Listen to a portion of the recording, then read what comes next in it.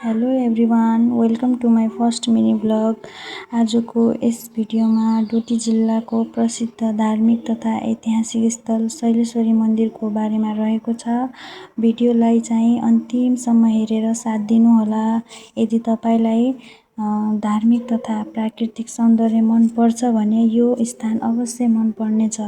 हजुरहरू कतिपयले चाहिँ डोटीको यस शैलेश्वरी मन्दिरको बारेमा सुनिरहनु भएको होला। शैलेश्वरी मन्दिर डोटी जिल्लाको सिलगढीमा रहेको छ, जसलाई कान्छी बजार उपनामले पनि चिनिन्छ। यो मन्दिर देवी शैलेश्वरीलाई समर्पित छ र यस मन्दिरलाई यस क्षेत्रको प्रमुख शक्तिपीठमध्ये एक मानिन्छ। यहाँ हरेक दिन दर्शनका लागि भक्तजन आउने गर्छन्। त्यसमध्ये एउटा भक्त चाहिँ म पनि हो। विशेष गरी चाहिँ दशैंको समयमा ठुलो मेला लाग्ने गर्छ।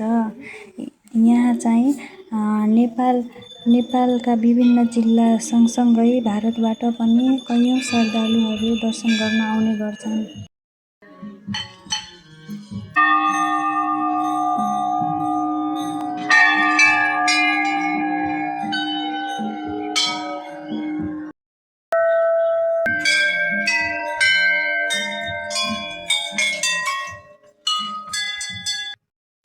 यदि हजुरहरू डोटी घुम्न आउनुहुन्छ भने शैलेश्वरी मन्दिर दर्शन गर्न आउन सक्नुहुन्छ। यहाँको सुन्दर वातावरणले तपाईको यात्रा अझ स्मरणीय बनाउनेछ।